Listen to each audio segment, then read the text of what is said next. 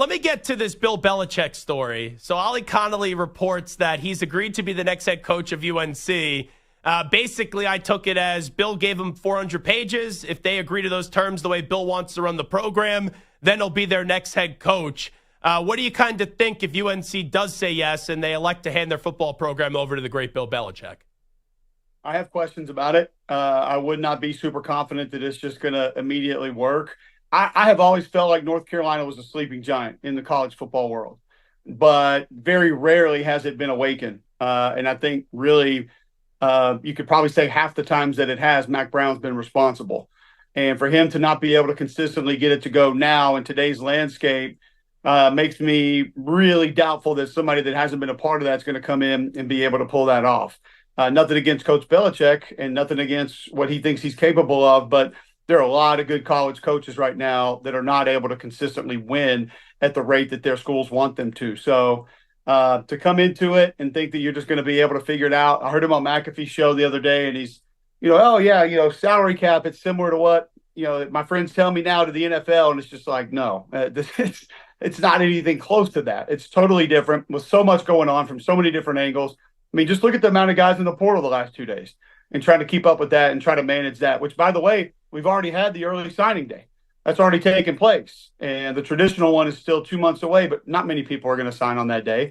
It's just it's a very difficult landscape to manage right now. And without the experience and the contacts and the people to be able to guide you in the right direction, specifically with NIL, and if your school and your collective aren't behind you in that department, you're not going to win anyway.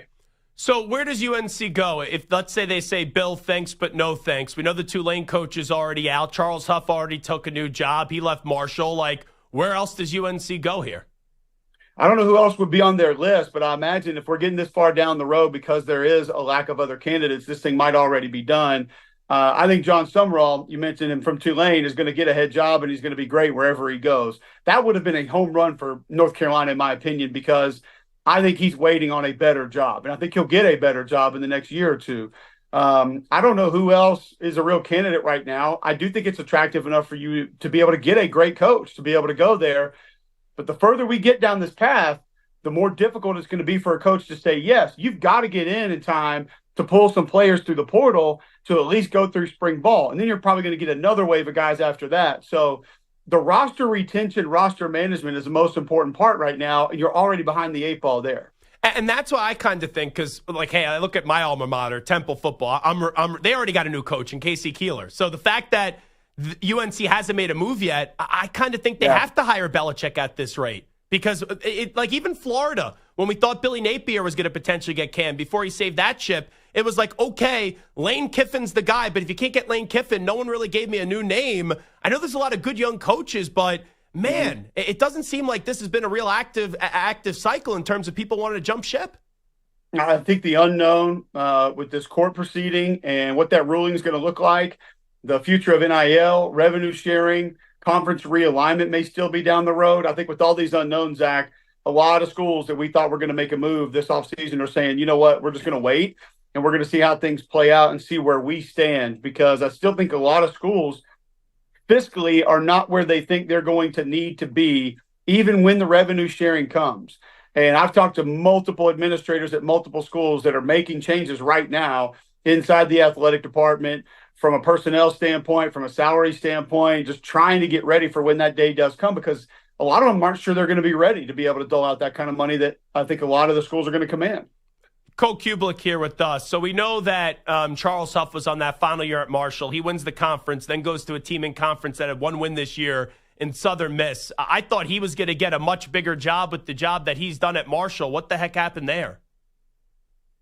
Well, I think there have been some things happening behind the scenes there for a while. I mean, that's a school where we've seen the government get involved with certain things. So that I can imagine that if politics are involved in some of the, who says what and who does what behind the scenes, you probably want no part of that. Southern Miss is a proud tradition, not so much recently, but they have been a solid football program at times.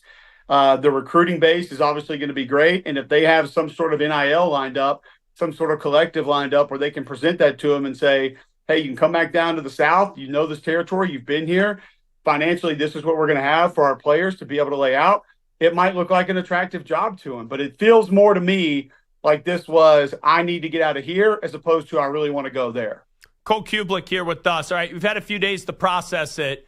Alabama, I don't think they got screwed. I don't really think any team could say they got screwed if you can't do enough to make it obvious that you belong in a 12-team format. But how do you process it a few days later, Alabama not getting in and SMU doing so? Yeah, I just don't think anybody's in a position to be extremely angry. If we wanted to have a conversation about what Alabama did and some of the wins that they had, and that could have potentially propelled them into the playoff, I'd be fine having that conversation. Sure. You know, you beat Georgia, it's a great win. You do some other good things on the field, it's a fantastic season, but it's not head and shoulders above everybody else in contention. If we're looking at ceiling of teams to maybe get in this playoff and go win it, of the teams that we were talking about, that'd probably be Alabama. Team with the most talent, team most dangerous any Saturday, probably be Ole Miss. Don't get beat by a 4-win Kentucky team at home. Bottom line, I mean, that's it. Finish the other games that you had an opportunity to take, which you weren't able to close off. Great win against Georgia. It's awesome. It's fantastic. But some of the others, they're unacceptable. South Carolina, probably the hottest team of all those teams right now. Probably playing the best football right now. But you go back and look at some of the things that happened across the course of the season. Tough to be able to say with the head-to-head that they're going to be able to find their way in. So I think when you do that little round robin, and when you take into consideration what this is not the 12 best teams. This is a quasi-invitational tournament. SMU did more under the qualifications required by the committee. That's what they've talked about all year. It's what they've wanted. And I do think that there was a little bit of get out of jail free card with them to say, we don't have to mess with the SEC stuff if we just put SMU in, and they just showed what they can do against the ACC champions, had a heck of a season. I do think SMU has a better resume than people give them credit for. I know what the metrics are, the strengths of schedule. I don't really do all the data points. I could kind of care less. Well, because you watch the games and you do it off a feel, not just how the win ages to be. Like, for example, when Alabama played South Carolina, I remember watching that game. We didn't walk away feeling great about Alabama, but South Carolina went on a run where it aged out to be a really good 2-point victory. Absolutely. They look great there. And even the people will tell you the scoreboard, I think it was 24-7, Ole Miss beat South Carolina. When you watch that film, it wasn't some sort of a physical beatdown. It was a DB falling down for an 80-yard reception, a couple of mistakes made by South Carolina players offensively. So I think there's a case for all of them. We signed up for this. All these schools signed up for this. You allowed it to go to the judges. And Dana White always says, never let it go to the judges. You did, therefore you don't have any gripes. No, 100%. Cole Cubelic here with us. Okay, so Oregon or the field to win the Natty? Who would you go with? I would take the field because I'm taking Georgia to win the national championship. I took them before the season. I'm not going to go away from it now. If it is Gunnar Stockton, I think it could be a little bit more difficult, but I do think they have enough weapons around him, and he has a little bit more mobility and toughness to potentially be able to build around. And I love their path. I mean, if you're talking path here, Georgia's got to be your team. If that's when you go into one of these tournaments, whether it's NCAA tournament or this tournament, whatever, and you strictly look at path, Georgia's that team, Zach. When you're talking about, you could potentially get SMU or Boise in the second round. You're going to get Indiana or Notre Dame, who I think you match up very well with both of those teams in your first game. Now, you'll probably have to play Oregon for a national title, maybe Texas again for a national title, but I don't feel like Georgia's going to get run off the field by any of those teams. So I would take the field because I do think Texas has a chance. I think if Tennessee got hot, they could do it. I think if Ohio State played mistake-free football, they have the opportunity to be able to go do it. But I would probably take the field there. Well, who would the team be if you take the bye teams out of it and you just go seeds 5 through 12? Who is the team seeds 5 through 12 to win it all that you have the most confidence in? I think it's Tennessee because they have a defensive line that can be dominant, and it's not just on the edges. Everybody knows about James Pierce. Jonathan Joseph's on the other end. He can be a terror also. But inside, they're as frightening as any team in college football, and they go about 7 deep at defensive tackle. And I'm talking behemoths that can come in that there's just not a lot you can do about. They went to this offseason with the main emphasis of becoming more physical with bigger personnel and being able to win different style fights. They've done that a few times this year. They've been in some closer games where they had to grind out some yards, and they've done it. I think Dylan Sampson, a top 3 running back in college football. They have dynamic receivers and a quarterback who has gotten off to some slow starts in Nico Iamaleava. But when he gets going, he throws a beautiful ball. He's got a little bit of extra mobility that I think they can still add to if they want to this postseason. So I would go Tennessee, and They can get a little sloppy up front on the offensive line. Nico's been a little bit erratic at times. Those things would have to clean themselves up, but that would be the team that I think they just have more people at more positions that can take over a game. Ohio State, their running backs can take over a game. Edge rushers can take over a game. One receiver can take over a game. I think Tennessee has an entire D-line, one edge rusher, maybe a quarterback, a running back, and possibly a receiver as well. So you got Tennessee on the road, Clemson on the road, SMU on the road, Indiana on the road. How many road teams do you think will end up advancing to the second round? Tennessee will be the only one. Okay. I like Notre Dame at home. I know their D-line's been a little bit dinged up. Howard Cross should be back, should be better. I think Jeremiah Love is the player in college football that deserves more conversation. He is a freaking dynamo at tailback. We'll be a Heisman finalist next year, I think. I think so. I'm right there with you. I mean, he's just incredible. The O-line is physical. They play pretty good football most of the time. They can get a little sporadic and get off their fundamentals, but I think with a dual-threat quarterback that you can go +1 in the run game, you have a chance to cause some problems. I think they match up well with Indiana in the RPO game, but I like Indiana's skill too now. And I think Indiana plays as hard as anybody in the trenches, so that's going to be a tough matchup, but I'll give Notre Dame the advantage at home.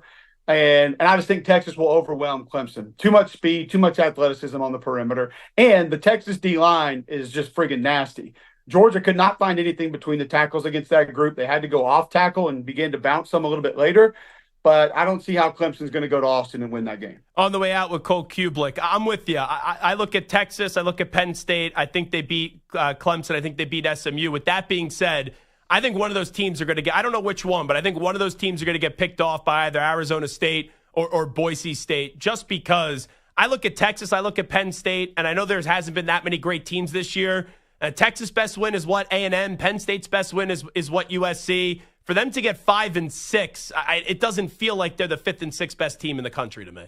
No, I agree, but I also agree with you on either Arizona State or Boise will advance. And I think the main reason for that is those two teams, a lot of people would say those teams are similar in that they're one-dimensional. I think they're similar in when you watch them play football, it is a bunch of freaking assassins on defense, number one. And even when they're wrong in the run game, they can autocorrect and make themselves right based on the back and the system that they utilize. Both have quarterbacks that can make up for some mistakes. I would probably lean Arizona State there. They feel like they have a little bit more of the it factor collectively this season. I would not be surprised at all if Arizona State advances. Just they seem like that team that just they figure out ways to win games. And that's, to me, some people would say that's luck. I don't believe in luck in football. I think that's just being a good football team and understanding how to win. Like you take a team like Auburn this year, they found ways to lose. Some teams do that. Other teams find ways to win. I think Arizona State's one of those teams. It's been pretty obvious. Last thing I'll ask you, Cole Cubelic, for the last few weeks, it was either going to be Travis Hunter or Ashton Genty winning the Heisman Trophy on Saturday night. Who's going to win this award? I love Ashton Genty. He is as fun to watch as any player, specifically running back, in the last maybe 10, 15 years. Travis Hunter is the best football player in America. If he's not, Tyler Warren is, and Tyler Warren's not going to be there, so he's not going to get it. But Travis Hunter, if it's the most outstanding player, that's what it says on the plaque, Travis Hunter gets the trophy. Who's been the most outstanding coach this year, in your opinion? That is not a fair question, and I'm mad at you for asking that question because it could easily be Signetti. It could easily be Barry Odom. I mean, we could go across the board with different guys in different places with what they've been able to do. We did our Home Depot vote for National Coach of the Year last week, and I mean, I sat there and was in a sweat over that thing. There's so many coaches that have done an amazing job this year. I think this is actually one of, if not the best coaching job Kirby Smart has done, to be able to have his team here with the schedule they played. That thing was ridiculous. So I think there have been a lot of coaches that deserve to be mentioned for that, and I wouldn't be mad at about 4 or 5 different ones if they won it. With how up and down Beck has been this year, and I've been out on Beck for a while, with him getting hurt, I know that you still pick Georgia to win it all, but can Stockton be more than just lightning in a bottle, like for a second-half drive that we saw or for a full game? I know they have the bye, but can he do enough? I know you think he could win it all, but why can he do enough to continue to win it all? Well, first off, they did it with Stetson Bennett, who turned into a great college quarterback, but wasn't when he took over that job. Keep in mind, he transferred to go back to junior college when he was at Georgia the first time around. Gunnar Stockton is a 4, almost 5-star recruit. I actually had one of his games in high school. I talked to his coaches about him. They raved about his toughness, his competitiveness, his leadership. And I was on the field doing the alternate cast there for that game, Zach. There was this energy that just started to just grow on the Georgia sideline when they kind of finally found out he was going in after they came out for warmups. And you just saw guys start bouncing around, patting him on the rear end, patting him on the helmet. Like Georgia's bench was different after they knew he was going to be the guy. And certain teams have that kid that's maybe a little bit less athletic, maybe not enough experience, but everybody on the team, because they're a good guy and they do the right things and they try hard, is always just thinking to themselves, man, I wish so-and-so would get a shot. Man, I hope so-and-so go out there and balls out. And I think that he's one of those guys on that team. You could just tell they reacted to him. He's got big-time mobility. He's got good speed. He's tough. He's physical. I mean, hell, look at the hit he took. And he popped right back up, even though I think he was concussed. Yeah. And I think he's got a good enough arm to be able to win. Bobo's done a good job of making those quarterbacks' lives easy. When they play within the system, they've been fine. It's when Carson Beck tries to play hero ball and force the ball into these little keyholes, thinking he can complete any pass on the field, that's when they've gotten in trouble. Now, the one pass that he had when he's rolling out a little bit, that's egregious. We can't have those. And I think he was trying to throw that away. Maybe it slipped a little bit. But I think he's got enough to help Georgia go win a national championship. It's just the experience he doesn't have. He's Cole Cubelic, does a great job on Jocks FM each and every morning, also on the SEC Network. Cole, we appreciate the time as always. Thank you, Zach. Good joining you.